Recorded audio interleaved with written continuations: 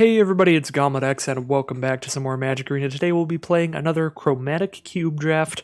The cube with a bunch of multicolored effects, a bunch of big splashy bomb style effects, and overall just some zany gameplay. So we'll check out our pick one, pack one here, see what's looking spicy today, and move on from there. So one thing I have said in pretty much every cube draft we've had previously is that I've been disappointed to see Cody Vociferous Codex constantly showing up in pack 3 halfway through the pack where it's impossible to draft around Cody. And this time, I don't know how good Cody's going to be, but this cube is just all about the crazy plays, the zany decks, and I think I'm going to dig into that really by first picking Cody Vociferous Codex and trying to go for a deck with tons of instants and sorceries, maybe being able to use Cody's effect to cascade into more instants and sorceries when you cast them, getting multiple for free. So Cody seems like a pretty fun build around. I'm going to slam down a Cody here, see if we can't just get some big explosive instants and sorceries throughout here. If you're not taking Cody here, there's plenty of great ways to go here. Karn, probably one of the better ones because it leaves you completely open. Karn's just a great draw engine in any deck with the +1 or -1 effect. And then like Hostage Taker I think is my favorite other card in that pack, just because being able to remove your opponent's biggest threat and then use it against them is just so rude and also just very powerful. So all around, as always, a great pack there. So we'll see what we have in pack 2. Mirari Conjecture could be a lot of fun with Cody, and it's the kind of card you don't see in the cubes very often. This one, really just another big splashy effect for the Chromatic Cube here. This lets us return an instant from our graveyard to our hand. Next turn, return a sorcery from our graveyard to our hand, and then on the final turn, we get to double every instant or sorcery we cast that turn. So it seems pretty fun sort of build around for a deck with a lot of instants and sorceries. That's already what we're trying to do with Cody. I think I'll go with a Mirari Conjecture here and see if we can't do some big things off of that. There are some powerful planeswalkers in this pack. I think Ashiok Nightmare Muse might be one of the most annoying planeswalkers all around, because it does let you exile a bunch of cards with those nightmare tokens. But then like Kaya is just solid in a deck with a lot of creatures, so you're getting value out of the +1 effect, not just the -3. So some really good planeswalkers in there, but planeswalkers don't work well with Cody because they are permanent spells. We can, of course, play permanent spells in our decks. We just can't play them when Cody's on the board. So it's not like we should absolutely avoid taking permanents, but just generally prioritize instants and sorceries. And I guess that is the awkward thing about the Mirari Conjecture. It is technically a permanent, so we can't play it and Cody at the same time, but they do work in a similar deck. So what do we have here? We've got like a Braid for a cheap removal spell. Commence to Endgame. That could be a big card that gives us a nice creature, even if it's just an instant sorcery. That gives us a card that actually puts something onto the board. So not technically a permanent card, but it gives us a permanent. Yeah, Commence the Endgame seems pretty solid here for that reason. There's also a dual land, the blue-black pathway. We have like End-Race Forerunners being a massive bomb in the green decks. We have a Wrath effect and Finality, giving -4/-4 to everything. And then a lot of permanent cards that aren't perfect here. I think I'll try out a Commence the End game. Now, Path to the World Tree is still in here. Definitely a good sign for like 5-color sort of builds if I want to just slam into that again. Although Cody's going to be a much different sort of 5-color build if we do go for 5 colors with Cody. While Cody does add a mana of every color to your mana pool, you don't have to spend 5 colors of mana to do Cody's effect. You can just be like a mono blue deck even technically and use Cody to double up your instants and sorceries. So Cody looks like a 5-color card, but isn't exactly. We don't have to go that direction if we don't want to. I don't really like this pack that much in general. I guess Vraska's Contempt would make the most sense for us, or maybe even Talrand. Talrand's going to work well in a deck with a lot of instants and sorceries. Again, not going to work well when Cody's on the board, but now we'll just have a lot of cards that are similar to Cody, and that we put that one card on the board, and now whenever we're doing our regular big instant and sorceries type stuff, we're getting value while doing it. So yeah, could try out the Talrand here for that reason. Now I think I want to try the Inscription of Insight. This card hasn't impressed me all that much, but if a deck ever wanted this card, it would be this deck. where we want a lot of instants and sorceries, especially some expensive ones later in the game, to be able to just play really big effects like doubling it up with the Mirari Conjecture. If we kick this and then double the kicked spell with Mirari Conjecture, that could be a ton of fun. Yeah, let's try an Inscription of Insight here. Now we've got a Hornswoggle. Actually seems like a pretty solid counterspell for this format. Counter a creature and get a treasure token, so it helps you cast basically anything here, and that keeps us to basically just like mono blue for now, so whatever other colors we're playing we can really choose really late in the draft, which is always nice. So I do like the Hornswoggle here, and I think I will be doing that. Although counterspells don't work great with Cody, because if you cascade into them, you can't really just cast a counterspell for free out of nowhere. So there's just going to be nothing for you to counter. But I still like the Hornswoggle in general. Thief of Sanity is a fantastic card if we want to just jump on that and play a more standard Dimir deck here, but I'm feeling zany today. I'm not really going for what is the best way to draft this. If I was going for what I think would be the best way to draft this, I probably would have taken that Path to the World Tree and just started jumping on dual lands and going for another very multicolored strategy here, but I want to do something different. I don't want to bring you all a 5-color deck every single time that I draft. So Hour of Devastation seems great here. It's a big instant or sorcery, and it also is a big wrath effect against more aggressive decks. Obviously, we won't want to cast that when Cody's out, so we can just avoid doing that. I guess, yeah, the biggest issue is if we cast like a big spell like Commence the Endgame off of Cody, and then we cascade into Hour of Devastation, that'll be sad because we'll lose Cody. But most of the time, it'll be likely that our opponent has more creatures than we do anyway, even if that exact situation happens. So I think Hour of Devastation, even though it is a bad hit off of Cody sometimes, is still generally going to be worth it. And blue-red is a good color scheme for a deck that's trying to play a lot of instants and sorceries. Just a blue-red spells is kind of the archetype name. It's been around for quite a while. Banish into Fable could be good. It's just a really nice tempo play when everybody's playing a bunch of really big, hard-to-cast cards, and you can just bounce 2 or 3 of them off of this one card. If we're really lucky, we do have the cards to do that. If we have a treasure token out, or if we have a Cody out, we get to cast this twice, because it copies itself if you control an artifact. And if we have Mirari Conjecture out as well, we get to copy it. So, copies it if we control an artifact or enchantment. If we control both, we get the double copy. So, I might try a Banish into Fable here. Maybe go for Jeskai here. Blue, red, and white spells. And I'm not so sure about this pack. It's all permanents. If there was one we were going to play, it might be Tome of the Guild Pact, but we only have one multicolored card right now. Maybe just like a 2-mana 2/1 flyer that can steal an opponent's artifact as well. If they have a treasure token, we can steal it for 0, but they could just sacrifice it in response, so we can't really steal treasures with that. Lyra's good if we end up just like a control deck in general. Yeah, we'll take a Lyra, I suppose. Just in case. Could take a red-white duel if we do go for red-white-blue here, or we could take Electro Dominance. Just a big old instant, fun to do that whole instant sorcery thing. I'll take the Electro Dominance over the Clip-Top Retreat here, because I think there is a definite possibility that we're just blue-red spells, and that's just a fun spell to cast for a ton of mana. And I'll just take an Allrend here. Not super excited about Allrend. Doesn't do anything particularly well with our deck. Just a solid card in general, and it's in our colors. Not much else for us in that pack.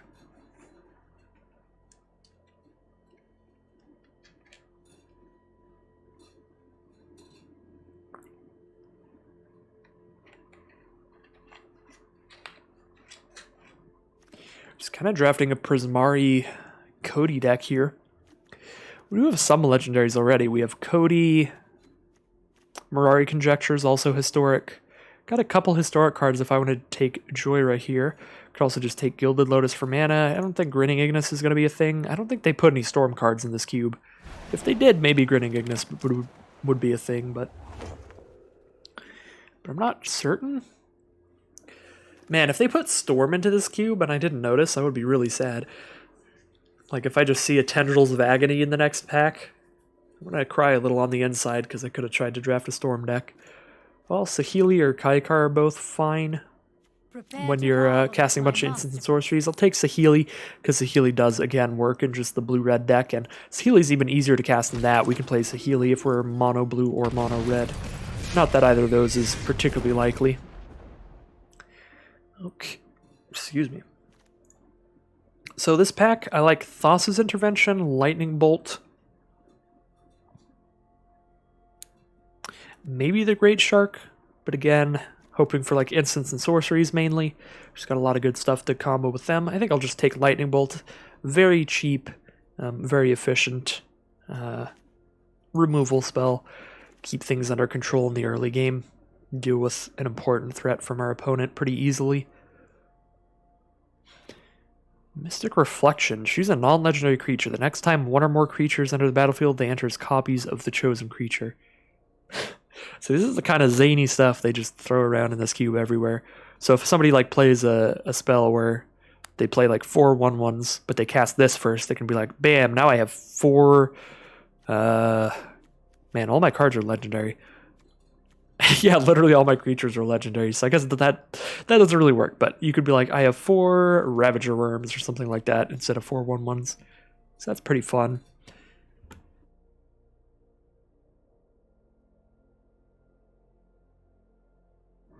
Sorry, I muted myself to sneeze a bit there. I am a bit ill right now.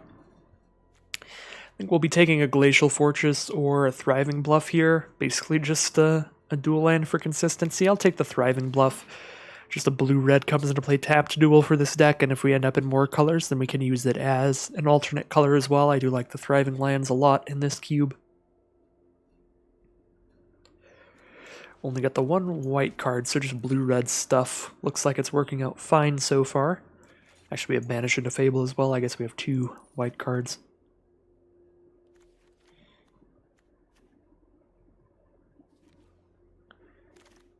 Okay, now we have a Spit Flame. We don't have any dragons to bring it back with, but still a good card nonetheless. Tezzeret's Gambit is a fine draw spell. If you have anything to proliferate onto, it's very good.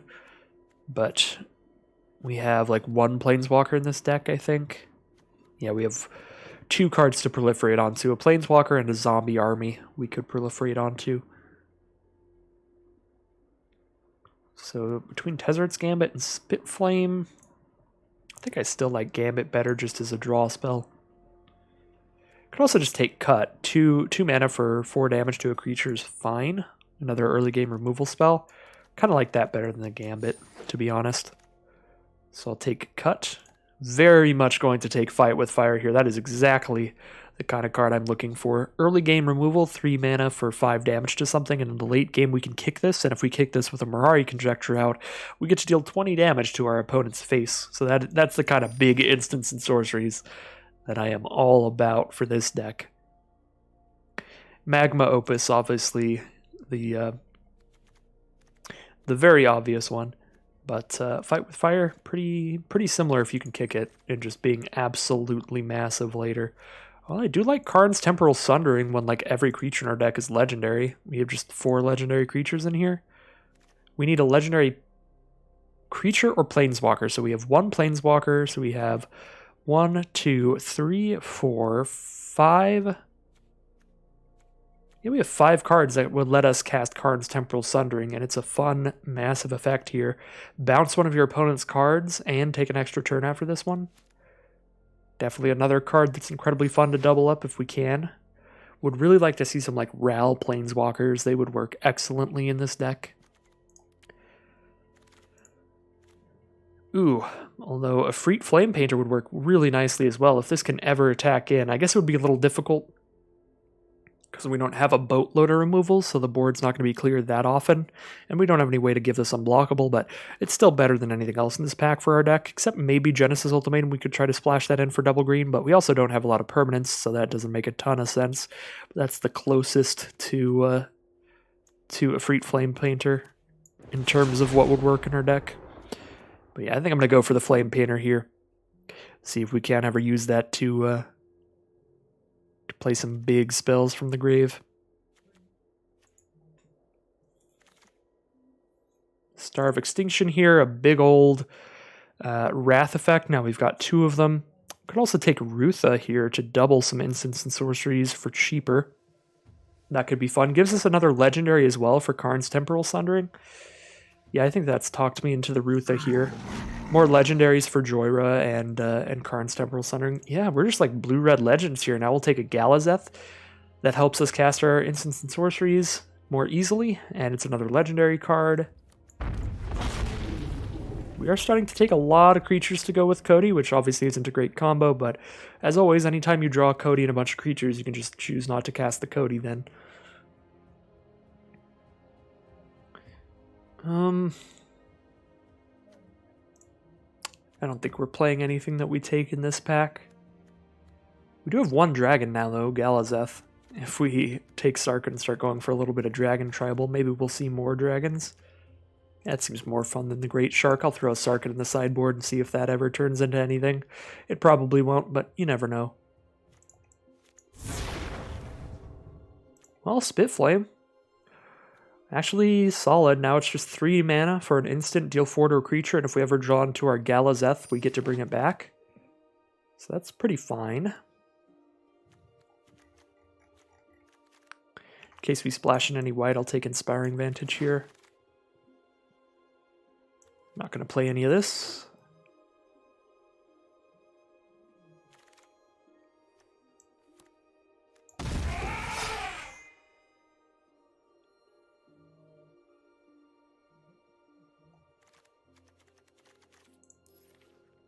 This is going to be an interesting deck. I think in pack 3, I'm really looking for just more ways to double up instants and sorceries. Like if we can hit Ral that can -2 to double instants and sorceries, that'd be cool. And just a couple more big ones. A couple more big instants and sorceries. And there we go. We do see Alrund's Epiphany here. Another way to gain an extra turn, which is always great. We also see Ral's Outburst, which is solid here. An instant speed removal spell that also is a draw spell stacked in all on one card. Definitely a good card, but maybe we can wheel that since it is blue-red. That would be excellent. Yeah, I think that's it for what we're going for here. This is a really good pack. Got like Inspired Ultimatum as well. If we do splash in double white, that might wheel. Ooh, Goldspan Dragon. Get a little more on that dragon theme, or we can take a multiple choice. We can go more for the dragon theme with Sarkhan, which would be cool, or more on the instant sorcery speed or theme, because multiple choice is very good. 5 mana, get a 4/4, scry 1, draw a card, bounce one of your opponent's cards. Yeah, I think multiple choice is good enough. We just slam it here, but probably more likely to wheel than the Goldspan Dragon. And there's also Bladewing the Risen here, so we could do that like end game pivot into Goldspan Dragon, just take a dragon in every pack and maybe do the Sarkhan deck. That seems really unlikely, though. It's probably unlikely enough we just stick to what we have here, sadly. Oh, there's Nibizzet, too. That would work with Sarkhan. Alright, well, I'm going to be a little sad here, but Rowan and Will also work quite well in the instant sorcery deck, making all our instants and sorceries cost 1 less, and doing some other stuff alongside that, doing some damage, or drawing some cards, or slowing down your opponent's creatures. For 3 mana, we can tap this Omnispell Adept to cast something from our hand for free. This seems so bad, even in this cube, because we have to spend 5 mana to play it already, so the next turn we likely have 6 mana anyway, which is about as expensive as our stuff gets. It could be really fun to just take and try to draft every ultimatum you see, but I think it's a little too late for that. I don't think that card works all that great with what we're doing. I'm just going to take a blue-red duel. There we go, double vision. That is a way to double our instants and sorceries once per turn. Could be really good. It, again, is a permanent card, so we have a lot of permanents for a Cody deck, but maybe we just end up cutting the Cody and just being blue-red spells without a Cody. I don't even know here. Dragon's Horde is a mana rock that also draws us some cards if we play our dragons like Galazeth. And if we get any more dragons. Otherwise, we're just taking a Midnight Clock, I guess, so we don't mill ourselves, because this will shuffle our deck back in. You're really just taking a mana rock here either way. Yeah, I guess, Midnight Clock.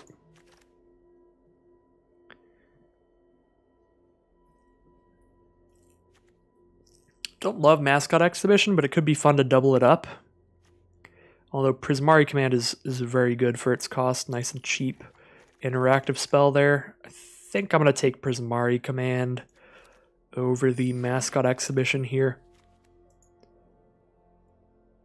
Crush Descent, counter spell, get a creature on board, just another way to get a creature out, or we could grab the Fury Calm Snarl, give us another way to get that white mana if we do splash in something, maybe splash in Banish into Fable, I suppose. Yeah, Crush Descent doesn't seem awesome. I guess it does counter any spell, unless they pay 2, not just creatures. Sure, we might try that out. I don't think we're that likely to splash white in.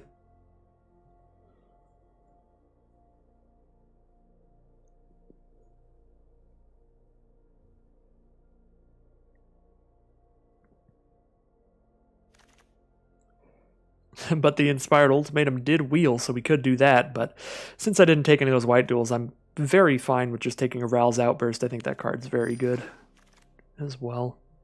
Now we take another blue-red duel. Excellent. Bladewing did wheel for trying to do the dragon thing. How many lands do we have in here? We have 3 lands, so we have a 28 card deck right now. Do have to cut a few cards when we get to deck building. Probably actually going to cut some creatures now. Just have a lot.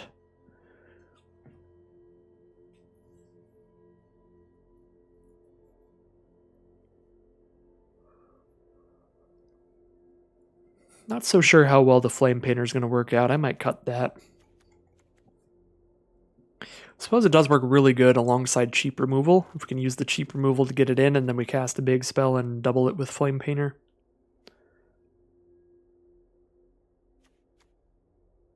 Ooh, Whirler Rogue, though. Whirler Rogue gives us a combo with Flame Painter. We can tap the two Thopters that it makes to make our Flame Painter unblockable till end of turn. It is a 2-card combo, so it's very... like, it's very inconsistent. It's not going to happen that often. But could be a cute thing if we do get to resolve that together.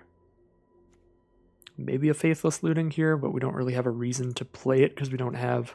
well, I guess like... a Freet Flame Painter is like one reason to play it. If we have anything else that cares about what's in our graveyard, that is where Faithless Looting really shines.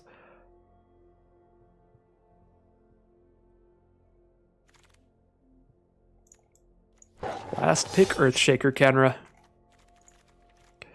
I'm going to have to draft mono red at least once in this cube. I draft mono red more than anything else in like every cube I've ever drafted, and this is like the one cube where they get as close to making it impossible as possible, but sometimes you get into a draft where Earthshaker Kenra is the last card in the pack, and it's like, well, maybe there was a solid mono red deck here.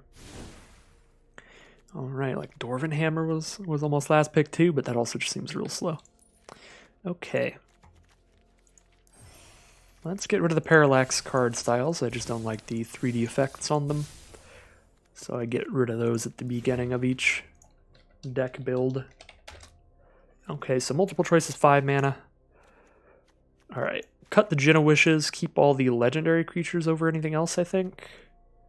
For like Joyrun stuff, so maybe cut Whirler Rogue Flame Painter. Again, I just don't know how often we actually get to hit people with Flame Painter. Because if our opponent is actually just playing creatures, period, we're not getting in that often because it doesn't have any evasion or anything. Could be fun, but again, we also want to cut down on the creature count in general. So I think I'm super fine with that. I don't love Faithless Looting in here. I'm not putting any swamps in here for cut to ribbons. I don't know why Arena insists that I do. I just want cut. So we will have to build the mana base ourselves here, I suppose.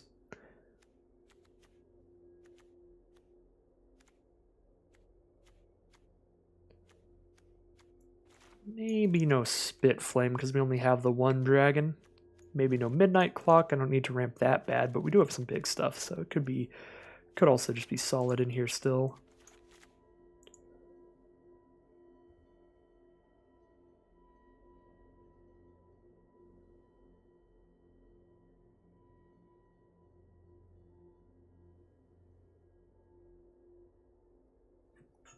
I don't know what I want to cut here.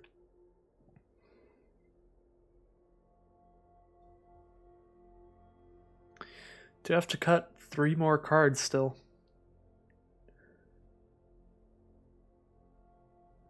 This is always my issue when we get down to cuts. That's where it gets real hard.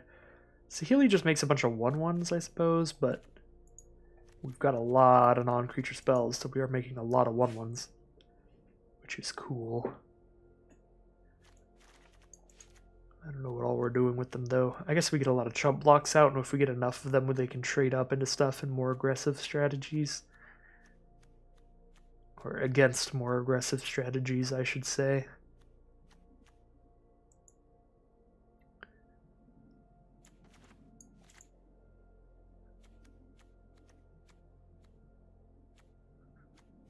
The counterspells aren't awesome with Cody, so I could see that getting out of here. Everything else works with Cody, right? Because everything else does something when we cast it. Yeah. Except Electrodominance doesn't work with Cody. If we cascade into Electrodominance, it's just X equals 0. But if we cast it on the first half of Cody, it definitely works. Alright, I'm going to cut the 2 counterspells then, and then we only need to cut 1 more card. I suppose I could make it easy and just cut Electrodominance, just because it doesn't synergize with Cody, but it does synergize with Rutha really well. It'd be a really fun one. We're just doubling up the X damage. If we have like 12 mana, that's bam, 20. We have Fight with Fire doing that as well.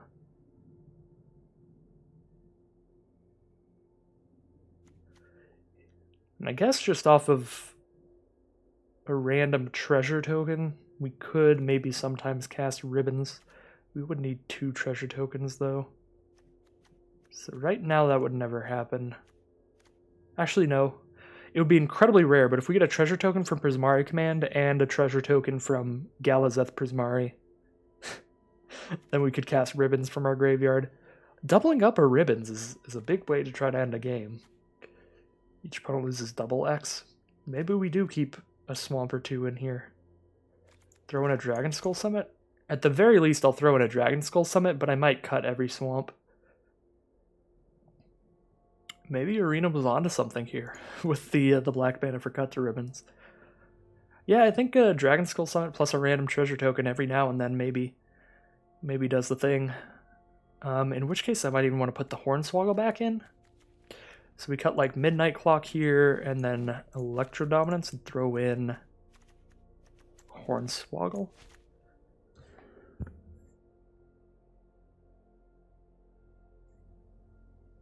Just muting myself to cough again.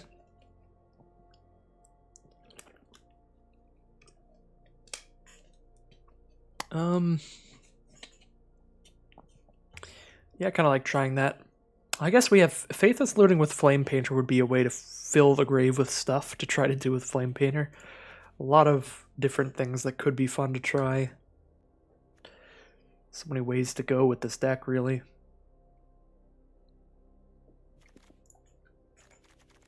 Let's see what our mixture is here. 15 blue cards, 13 red cards, and 1 black card. So right now we have 6, 7, 8 blue sources, 4, 5, 6, 7 red sources. So I think I'm going to cut 2 swamps, add in 1 more of each, and we have slightly more blue than red, which is about right.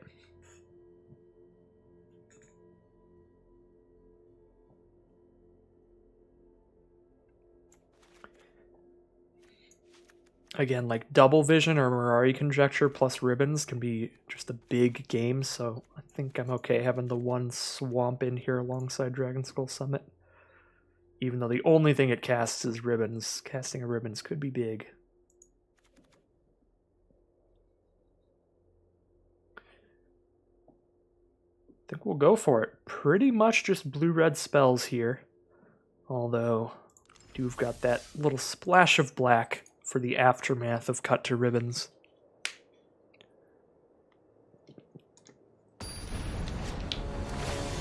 Definitely a very different strategy to be trying out our 4th Chromatic Cube draft.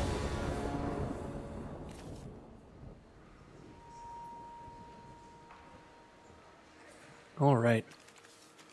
So, we don't have turn 1 Lightning Bolt, but we just play Island and then Sulphur Falls later. I guess we play Sulphur Falls turn 1, since we have nothing to play turn 1 anyway. Doesn't really matter. We get a Whispering Raven out turn 2, so we can hit our opponent and Scry 2 and set up our draws that way. We've got a Prismari command coming up now as well, so we have some interaction with whatever our opponent plays.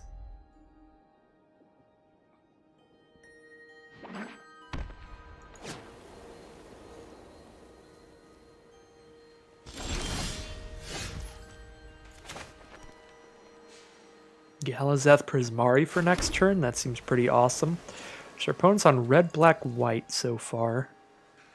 They have the red, black, white triome and a plains. Could just be like red, white, or white, black. Sometimes people will play the triomes as just dual lands. So we'll scry 2 here. We have 4 mana already, so we'll take that into account with whatever we see here. Could grab Joyra if I want to draw a bunch of cards. We play Joyra first, then we play Galazeth, and we play stuff like that. But I think we're doing okay in terms of card draw, and I really want to play Galazeth Prismari first. Or not in terms of card draw, but just cards in hand, period. Allrend will fuel our hand off the first effect. I do like both of these cards, though. I think I'm going to get rid of Joyra, but that's probably it. Just because I think it's pretty unlikely that I'll want to just cast Joyra instead of Galazeth next turn. I do have the mana to recast Haka. I'm not holding up Hornswoggle if I do this, or Prismari Command, but I am holding up Lightning Bolt, so I think I'm okay with that. Get another Scry out of this, and a couple more damage.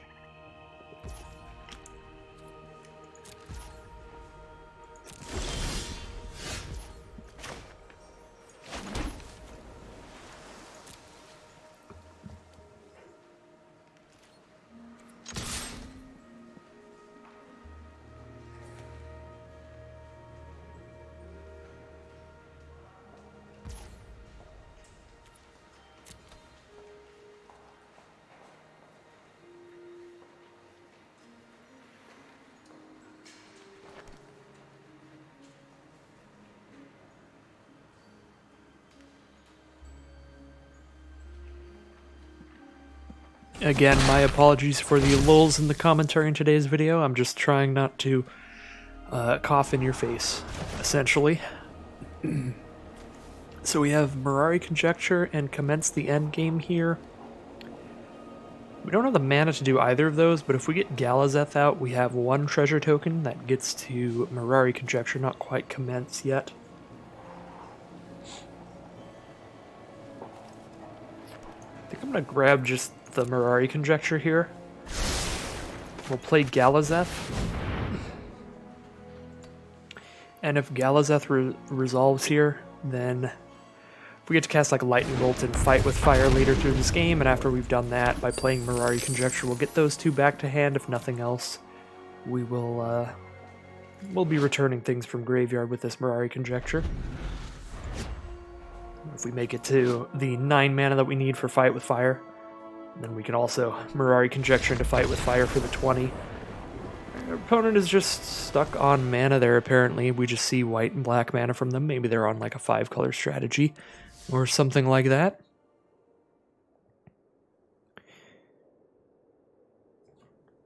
So, not the greatest way to test the deck's merit there. Just kind of an opponent that is a bit mana screwed, it looks like, as we head into round 2 here. 1-0 to start things off, but don't feel as exactly we've earned the first win here.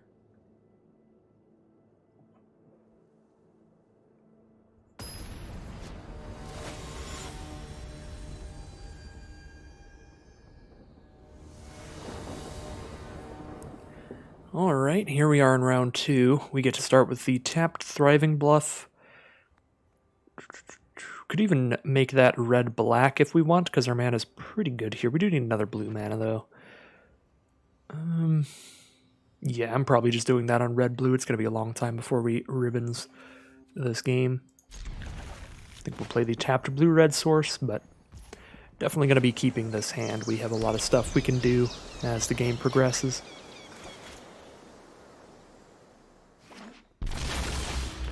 Our opponent has started with an Endatha Triome, the white, black, and green Triome. We don't have anything. We do have something for turn 2, so we'll get the Whispering Raven out here. And we'll play Sulphur Falls, which will be untapped now that we have the mountain out on turn 3.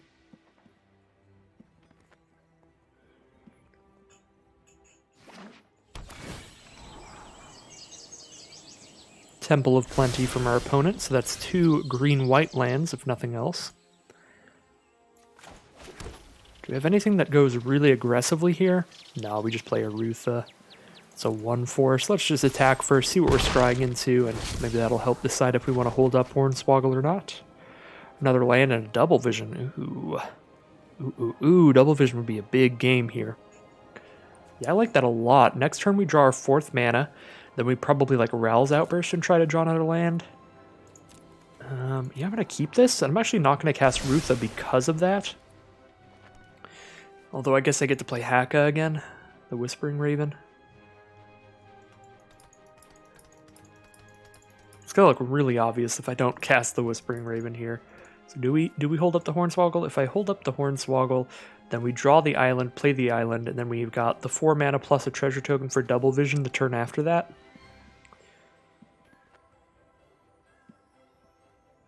I'd probably just play the Whispering Raven here. Because the Double Vision is going to be 2 turns away either way. Because it's not like we're drawing both of these immediately. Dryad of the Elysian Grove. I'm going to kill the absolute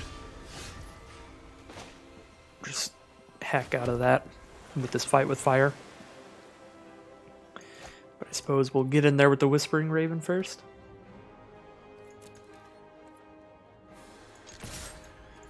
See what's coming after the Double Vision.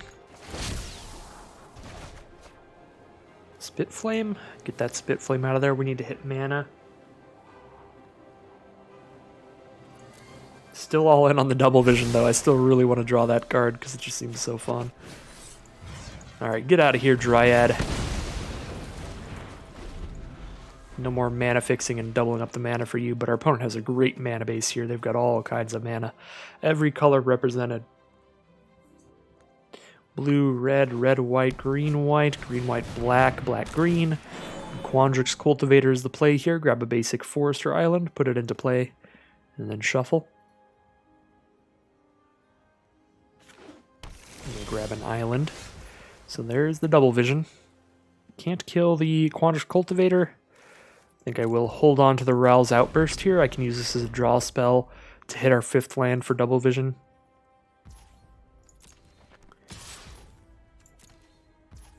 Doubling up a Commence the End game could be a ton of fun if we do hit a land next turn and the turn after.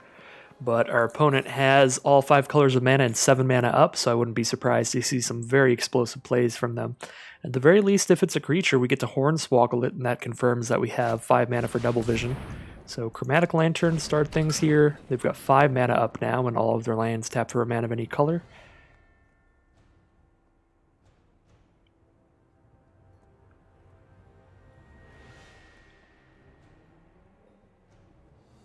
What else do you have, opponent?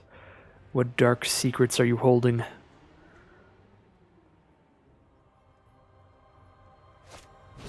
Cloud Blazer. Yeah, we'll Hornswoggle that. Stop him from drawing a couple cards and drawing into some bigger plays here. Ooh, and we even hit the Double Vision mana. That's so good. Now we get to hold on to the treasure token, so we know that we get to commence the endgame next turn, and if we do, we're going to be drawing 4 cards and making an absolutely massive zombie army. We even get to do it on instant speed, right? Yeah, each turn, first instant resource spell, each turn we get to copy. So we get to do it during our opponent's turn and kill their creature out of nowhere. Or I could just cut here now and kill both creatures while they're mostly tapped out. That's probably better than going for the big blocks on commence the endgame here. So I think I'll do that and then potentially cast Rutha.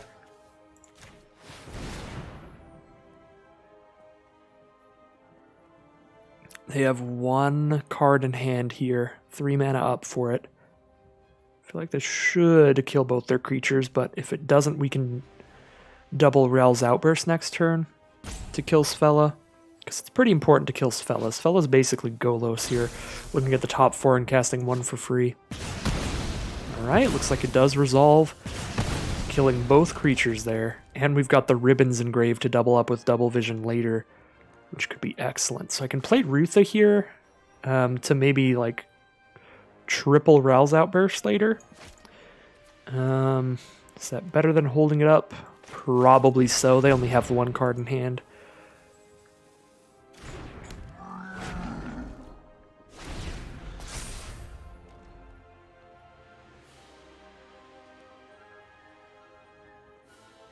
Uh-oh, they're counting up the lands there.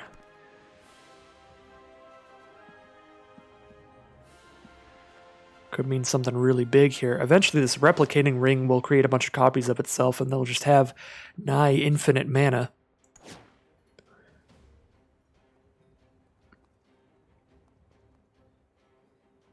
It does create 8 copies of itself in 8 turns.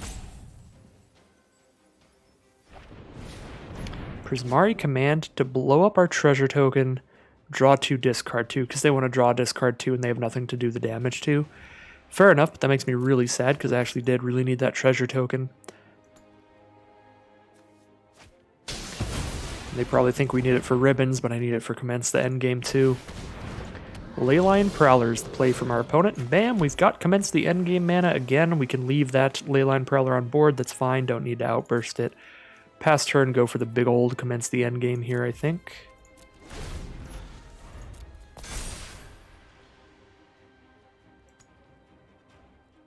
And we get to hold up Rel's Outburst here if anything crazy goes on. Is this going to be killing Double Vision, probably? Maybe killing Rutha. Go for the Double Vision. Alright, Commence the Endgame here. Get the double up on it to draw a ton. And make a gigantic zombie army. Yep, that's a 10-10 zombie army right there. Alright, and they pass turn. There's a Dragon Skull Summit and the Swamp for Ribbons to finish things off here. Because of that, we'll go ahead and Rel's Outburst the Leyline Prowler to get in. Could double it up by returning Rutha to hand, but rather hold Rutha for a later double up.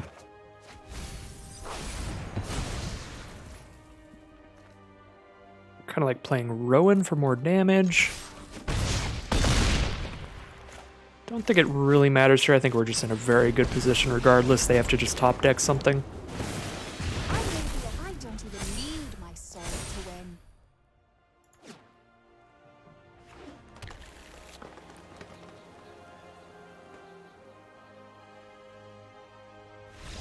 Alright, and they will scoop them up there. That is 2-0 now for Prismari spells.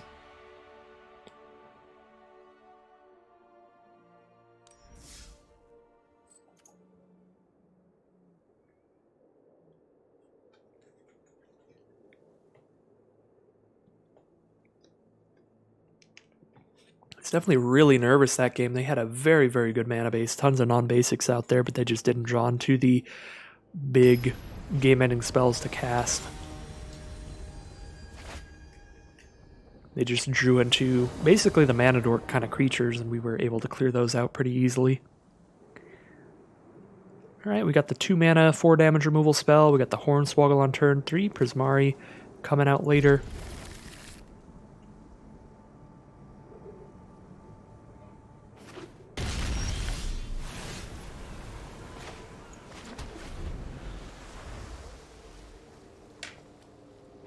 Opponent starts with a Rogran Triumph into Timber Crown Pathway, so blue, red, white, green, red, white, black right there. Very likely another 5-color deck here. They're very highly represented in this format, in this cube.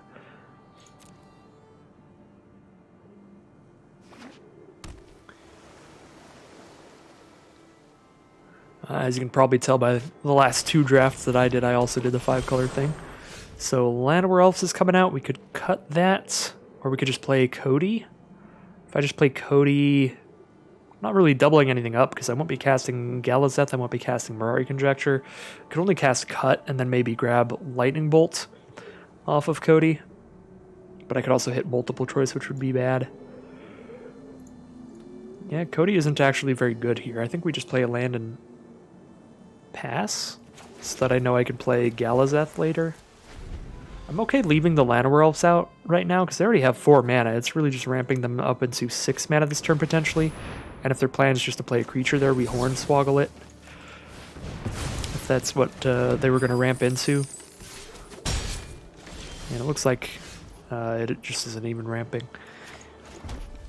So now, Mirari Conjecture can pick up that Hornswoggle. Although if we do that now, we won't be picking up a sorcery with it next turn, because we don't have the mana to do that and cast Cut this turn. So we're probably waiting on that till later. We could play Alrend here and start drawing some cards. Or we could play Galazeth and get a creature in the sky, as well as Cut here. That actually seems fine.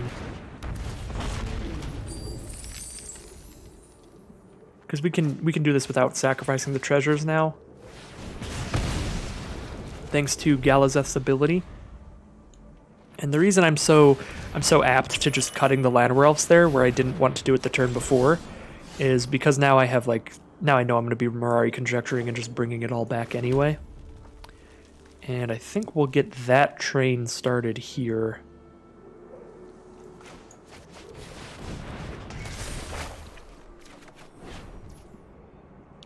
Do need 1 more mana to actually be able to counter whatever creature they play this turn, so they know that they definitely resolve whatever they're going for here. Cavalier of Thorns it is, alright. It's on the board, but we can double Spitflame that in a couple turns to get that out of here. Not too many cards in our hand from our opponent, so I'm not incredibly worried.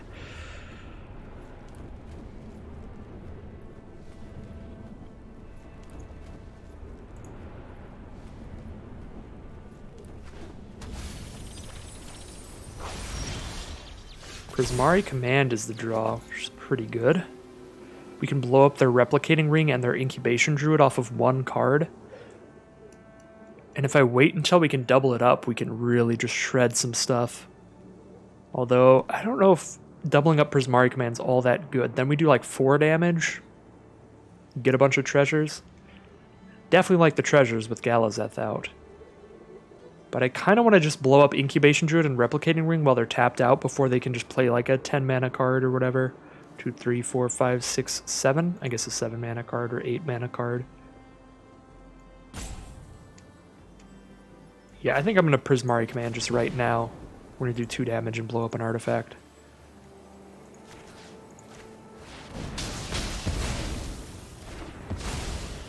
Actually not getting the treasure token there. And just keep attacking in. I guess they can block with Cavalier, and then we make a trade. Cavalier into Galazeth plus Spitflame.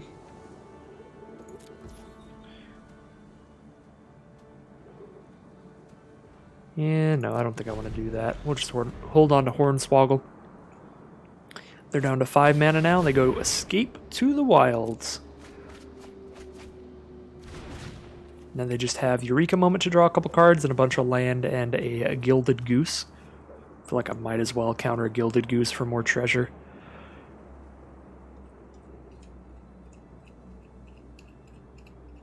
Although, I don't know, I probably shouldn't. Should probably hold on to the counterspell against the opponent that has like 1,000,000 mana so they could play a really big creature later. Yeah, I'll just let it come out here.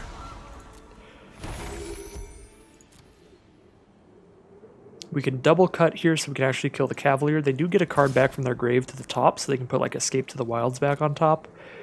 Which isn't awesome, but I think it's still worth killing the Cavalier. Because when the Cavalier dies, they return a card from grave to the top of their library. It's just what I'm referring to there. Alright, we're doubling instants and sorceries now this turn. So I guess we could kill them both if I double up Cut and Spitflame something, but I think I just don't kill the Goose here. I think I just attack with Galazeth.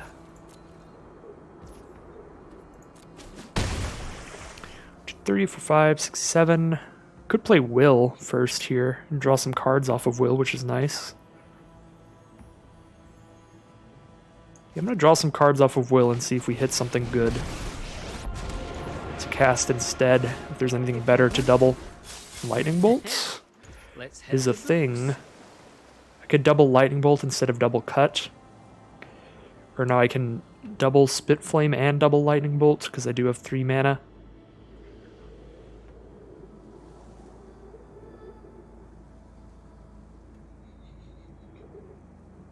I get to hold up Hornswoggle now if I Lightning Bolt instead of Cut. So I think I do that, actually.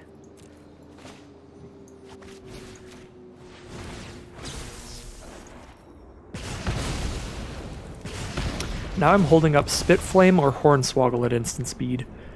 They're probably just casting Escape to the Wilds again. Ooh, Genesis Ultimatum. Well, I didn't see that. That's a mistake. We just let it happen, see what happens. Probably deal with what they've got on board out of it. They just get 5 cards. Odds are 2 of them are lands. So 2 cards, 3 creatures. They might just be Gilded Goose style creatures. Could potentially be not that bad. This is pretty bad. This is pretty bad, I will definitely say that. Don't think it's the end of the world here, though. Alright, Ovenwald Hydra's doing its thing. Oh, they did hit a Field of the Dead. Alright, well, kind of ran into that one. I swear to God, Genesis Ultimatum was not in there when I looked. I guess it was tucked away, like, somewhere. I don't know how I didn't see that. I saw the Escape to the Wilds. Well, I think that's going to close this one out. They can fight Ravager Worm here. We can kill it with Spit Flame. So we get to kill that at least. Yeah, let's do that.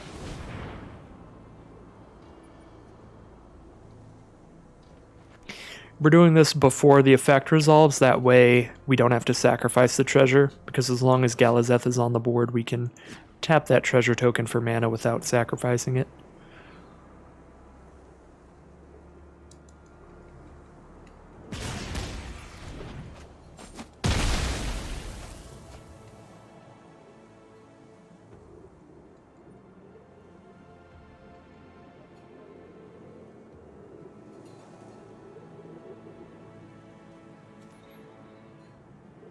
We do get to turn this Ovenwald Hydra into a 0/2 every turn with Will. So yeah, it's not as scary as it looks. They just have a couple 2/2s and a 1/4 until they can deal with Will. The Field of the Dead is definitely a problem.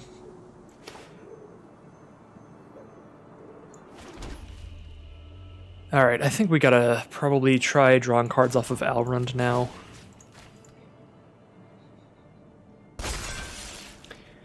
They need 2 mana, discard 2 cards, throw that back into their hand. So they can do that if I try to cut that.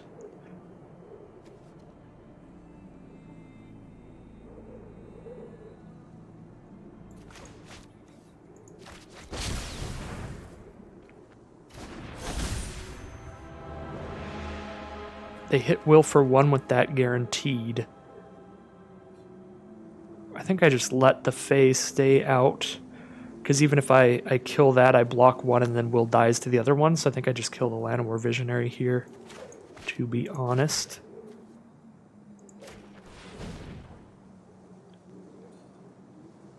We got double black, 1, 2, 3, 4, 5, 6, 7. We can make them lose 7 life right now with ribbons. Not right now, but next turn if we untap. Alright, Alrund, what are we trying to draw here? What do we have the most of in our deck? We have 10 lands, probably have more lands than anything else. How much do they help us? Not that much. We have like 4 sorceries, 6 sorceries, I guess. So sorceries would be the second most likely. Yeah, we'll grab sorceries then. And Inscription of Insight is the draw.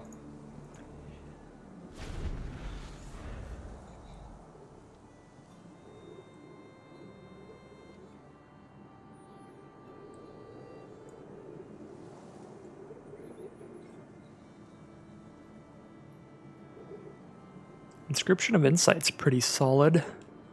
because we can kick that for a very big effect. Bounce 2 of their cards, that'll kill 2 of the zombie tokens permanently. Scry 2, draw 2, and get like a 4/4 or a 5/5 out. Illusion token.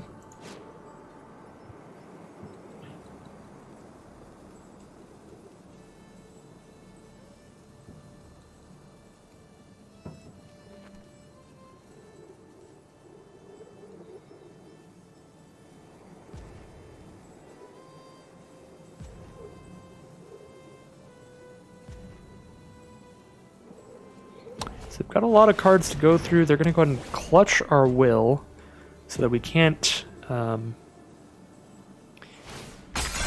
keep turning the Olenwald Hydra into a 0/2. Luckily, will doesn't work against Alrun because Alrun gets +1/+1 for each card in hand. So Alrun still blocks plenty well here. Omnath? Yeah, let's just say no to that. We're going to have to spend the treasures, though, so we can't rely on that ribbons yet. Now it's only doing 6.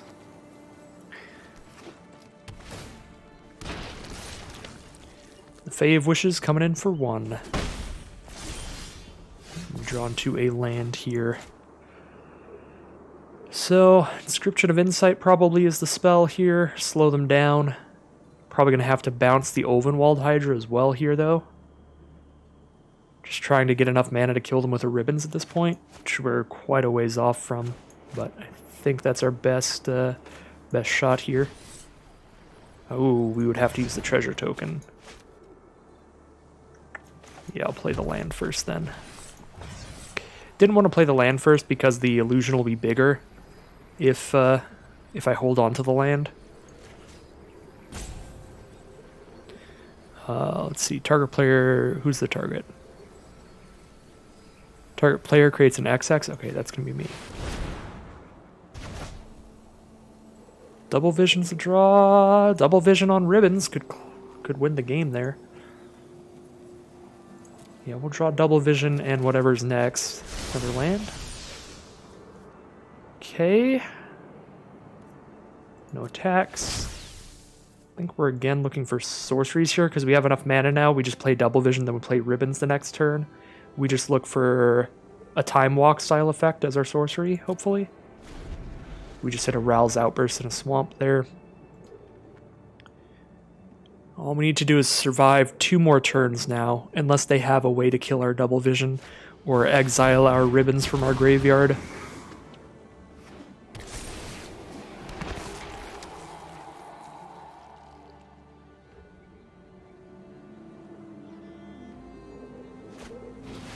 Rada, Heart of Keld. Alright, we're going to need as many chump blockers as we can get this next turn.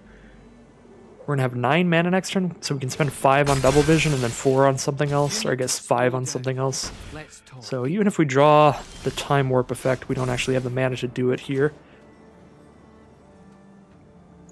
Right, 1, 2, 3, 4, 6, 7, 8, 9, 10. So we can put a double vision on the board, but then we can't cast Commence the Endgame here.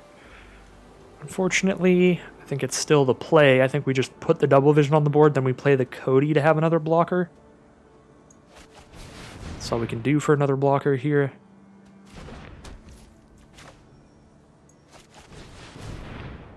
Ribbons is more than lethal with double vision. It's actually exact lethal, isn't it? Black, black, and then 1, 2, 3, 4, 5, 6, 7, 8. So it'd be 16 damage. No, it's more than lethal. I guess just in case of some life gain, we probably grab lands here. Because we don't have any cheap instants left, do we? No, if we draw an instant, it doesn't matter, because our only instant left is Rel's Outburst, which is like on the bottom anyway, so we just choose sorceries if we want to maybe draw a Time Walk, or just lands if we're all in on double vision. I think we're all in. I'm going to grab lands here. There we go. We grabbed 2 lands. We did the thing there. We won the die roll on that draw.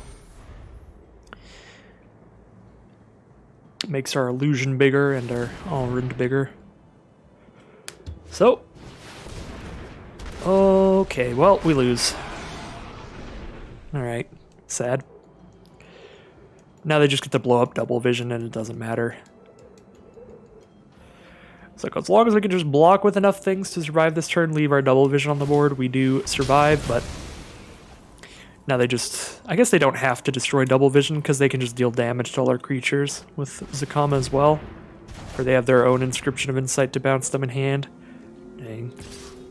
Well, that was a rough one. Obviously giving them the Genesis Ultimatum back was not the greatest. We probably should have played that out in a way to just keep their 5/6 on board. But I didn't even notice they had a Genesis Ultimatum in grave. I don't know when that happened. But that was absolutely disastrous. Even after that, did end up being pretty close. Just that one turn away from the double ribbons for lethal.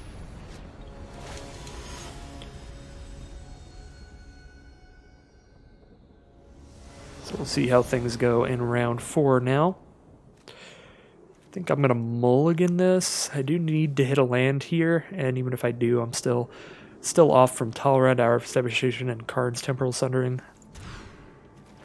Alright, I'll keep this one. Play the Thriving Bluff for red-blue. We've got a lot that needs double blue. Inscription needs triple blue total if we kick it later. Don't need the double black for ribbons until very late in the game, if we're ever trying to win with that.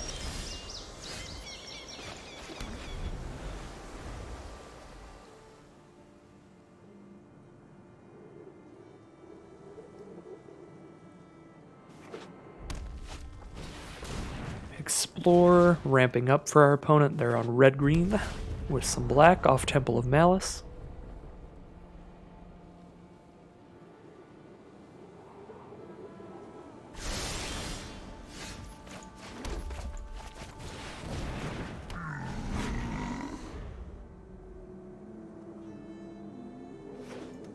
Grab the Rutha.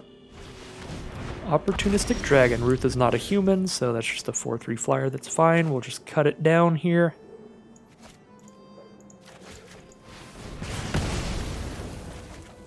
Just preserve our life total in the early game.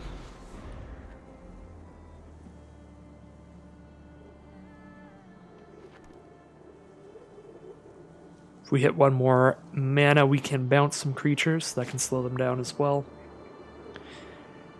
But ideally, they aren't too aggressive, so whatever they play next turn, we can just take a hit from it for a second. Just play our Galazeth instead. Well, Godzilla is essentially a 7/7.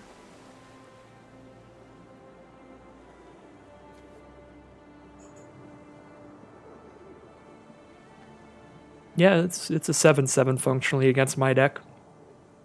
Because all my removal is damage based.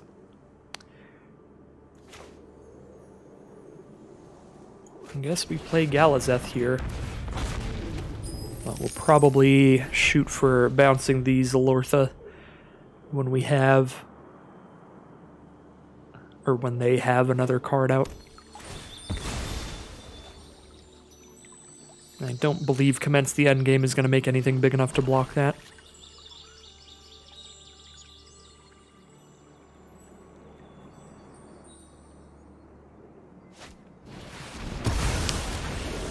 Finale of Eternity is pretty good. The 2-for-1 removal spell to clear the way for Godzilla here.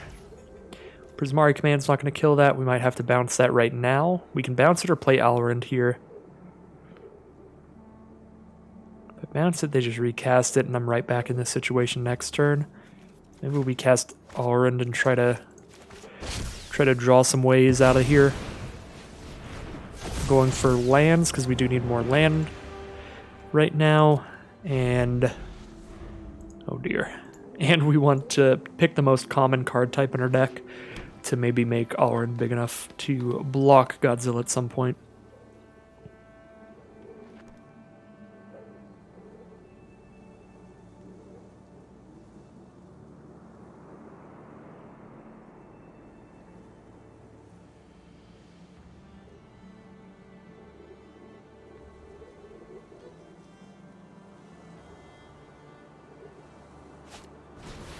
Domri Anarch Bolas comes out, kills Alrund with the fight ability. They hit for 8, put us to 5. We're going to cast another creature here. Obosh to double up their odd damage? I think. Are we just dead? I don't know. We're just dead if we don't block. Alright, we take 8 and go to 5 if we do. Well, now we do get to bounce 2 creatures at the very least.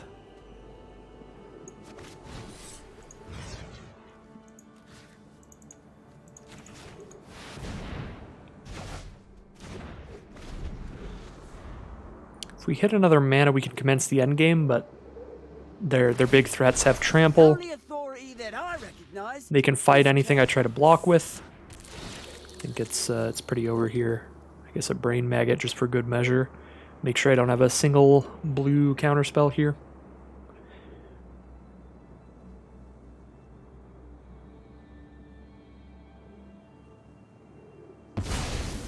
Get rid of the Prismari command.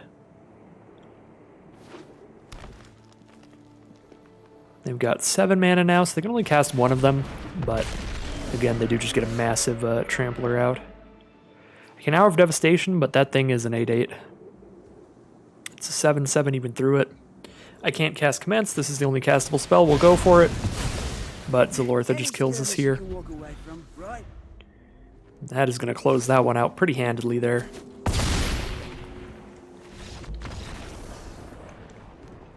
Just the Jund beat 'em up deck. We just did not have anything to kill that 7/7.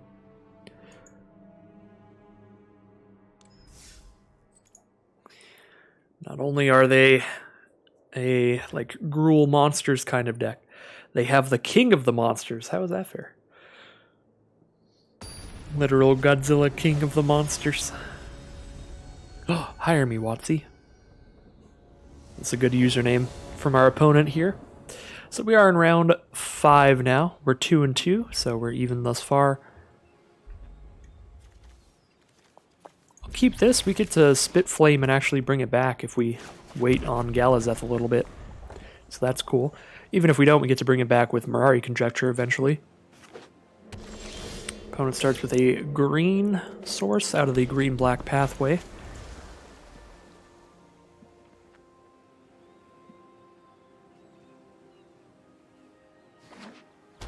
Then a blue and emergent sequence. Alright. Opponent's ramping them up. Opponent is 4 colors at least. Spit Flame, let's go. Because this can come back from the grave pretty easily. We'll play that first.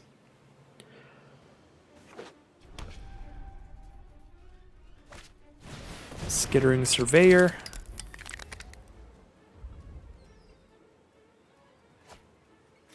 Green, blue, white, black they now have available. I get to cast a Talrand this turn, which is great.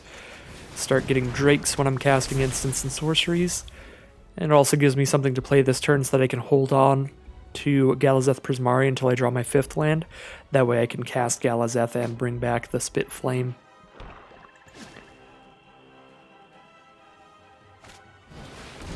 Vraska Swarm's Eminence coming on out. She creates a couple 1/1s with Death Touch. And when their Death Touchers damage me, they get to get a +1/+1 counter on them. Kind of want to just Lightning Bolt Vraska here. We can also just bounce both of their creatures to hand, get a Drake and hit Vraska for 2, then she's essentially dead. They get to recast the Surveyor, which is bad, because they are stuck on 4 mana here, no red source, which could be important to them. So I don't know how much I like bouncing Skittering Surveyor.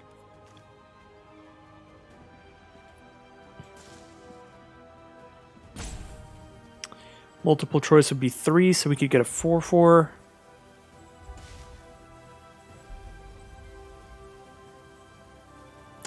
Could also just bite the bullet and play Galazeth without getting Spit Flame back, and then I could just Lightning Bolt.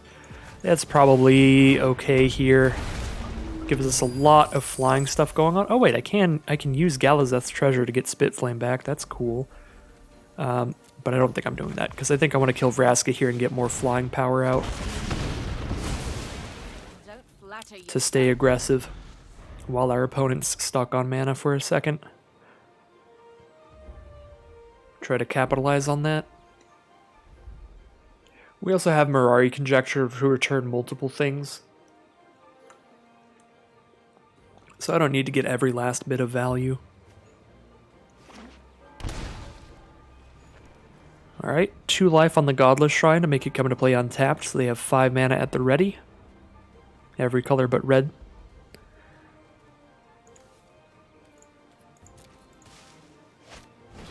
Crux of Fate, destroy all dragon creatures and just kill Galazeth right there. Interesting. Well, I guess the alternative would just be kill Talrand and lose their board. So yeah, Crux of Fate actually just not the greatest there, thanks to us having a dragon out. I like the multiple choice on 4 here. They get to bounce Skittering Surveyor and do it again.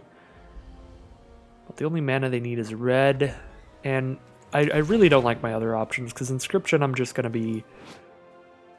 I guess I could just scry 2, draw 2 off Inscription. That's not bad.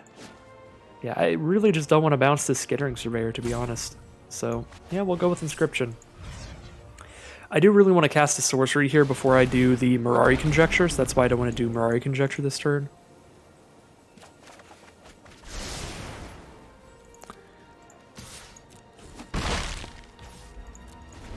Just use our Talrand Drakes to get in the sky.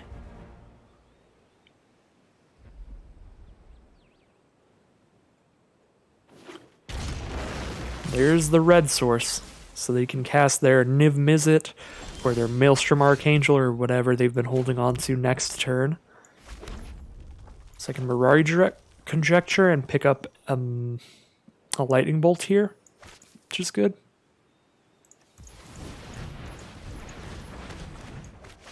I think I will do that.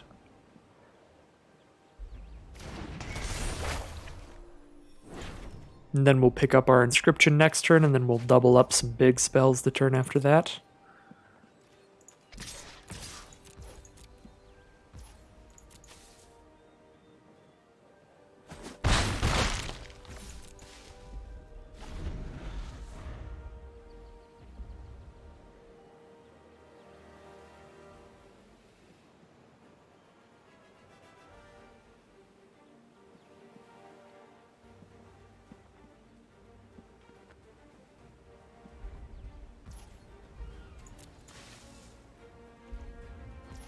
Just gonna pass turn here. Interesting. They're just holding all the mana up. I guess I'll just hold on to Lightning Bolt then. Although it could be worth getting another Drake. We put him down to 9 and then attack with 3 2/2s, which is clearly fantastic. Now we have a double vision though with this Lightning Bolt, which is really awesome as well.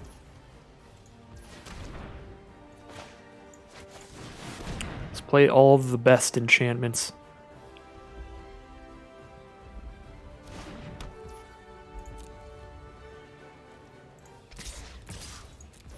I mean, now we can Lightning Bolt them for 6.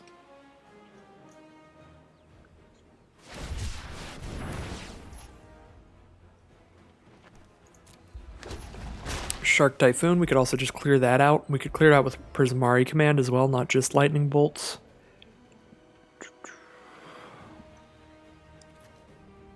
I think I will do that.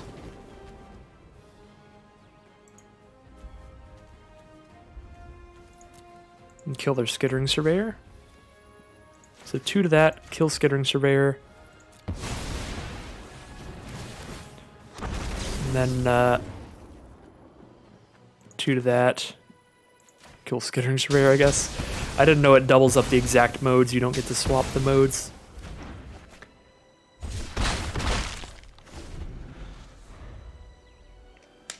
If that's the case, it probably would have been better to just get some treasure tokens or draw some cards.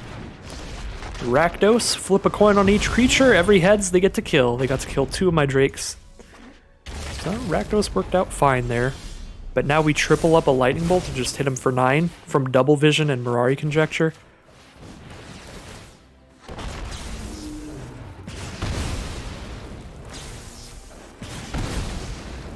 Yep. That'll do it. Triple Lightning Bolts off of the Double Vision and the ultimate of Mirari Conjecture. So that puts us to 3-2. Another average run no matter what happens here, although I guess one of the rounds was sort of a by our opponent just got some mana issues.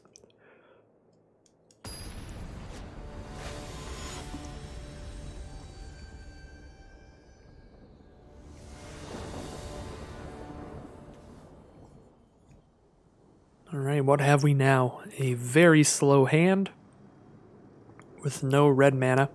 We do get to play the Whispering Raven. And Scry, try to dig to our red sources or just lands in general. I think I'm going to mulligan that. This, I believe I will keep. And Inscription's always been a bit slow, but this hand is also slow either way. Maybe we get rid of the Hour of Devastation because I'm not going to want to blow up Cody ever, but it's good to have the safety measure, and we do have double red in hand. Like, I'm pretty sure what I want to do here is turn 3 Cody, turn 4 multiple choice where X equals 4, and hope to hit something cool there.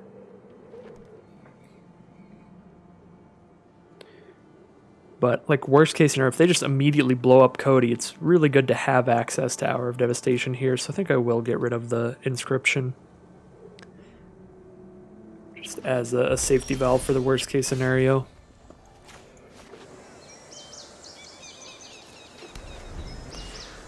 Play our Thriving Bluff on blue, so we've got double blue ready. If we get drawn to any of our double blue stuff.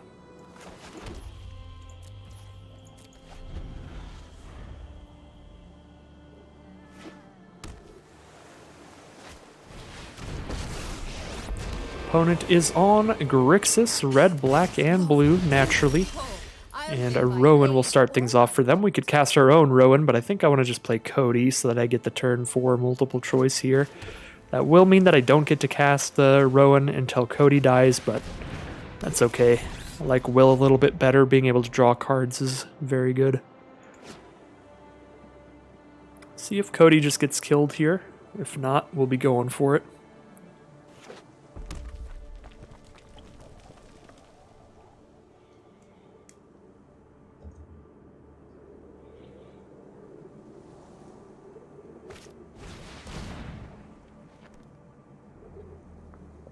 Well, that's pretty brutal, but we don't need all these lands, so it's okay.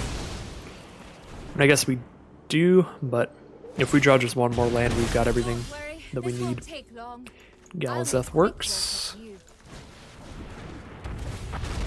Now we do have the 5 mana we need again, and we don't have to sacrifice the treasure token if we want to play multiple choice. Solemn Simulacrum from our opponent. Grab a basic into play tapped, and when the Simulacrum dies, they get to draw a card.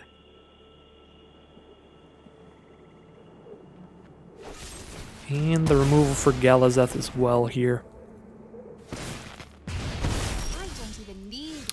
Well, if I want to kill Rowan, I kind of have to just pop the Hour of Devastation right now, because we don't have the creatures to put pressure on Rowan. We could play multiple choice and get a 4/4 bounce Solemn, but then they just replay Solemn, get another land. Solemn chump blocks when I attack Rowan.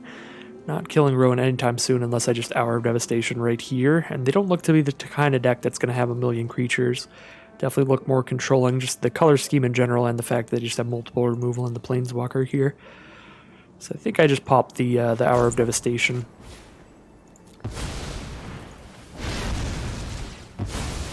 Trust me.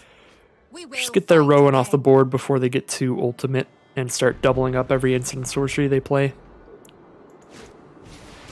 Sedgemoor Witch is the play. Whenever they cast instants and sorceries, they get a 1/1 pest now.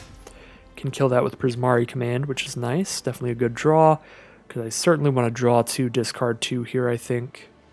Trying to hit a land rather than get a treasure. If I get a treasure token, I could cast one of these.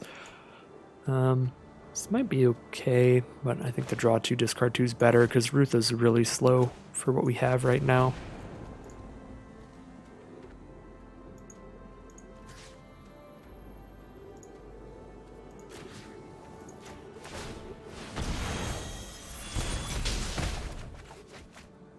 So we'll get rid of Rutha, and I do like Joyra being able to draw extra cards here if they don't have another removal spell.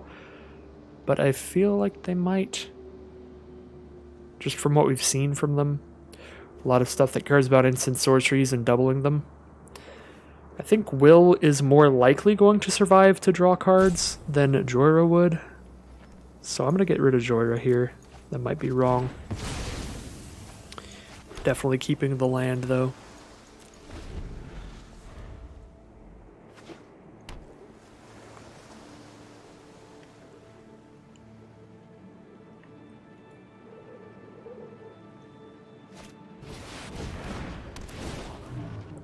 Scholar of the Lost Trove, always pretty great. Make us discard a card and take 2 damage here. Probably like the weakest Scholar of the Lost Trove I've seen. We're definitely discarding multiple choice because now I really don't want to make them bounce a card. I guess I don't have to make them bounce a card with multiple choice. I could just bounce on myself. But I like drawing 2 off of Will guaranteed rather than just getting a 4/4 and getting slapped in the sky here. Oh, they can return a creature from grave to hand as well. Yeah, it's definitely better than doing the 2 damage to me. Kolaghan's Command, very spicy card. Yeah, I think I'm playing Will. I think Will is just better than multiple choice here.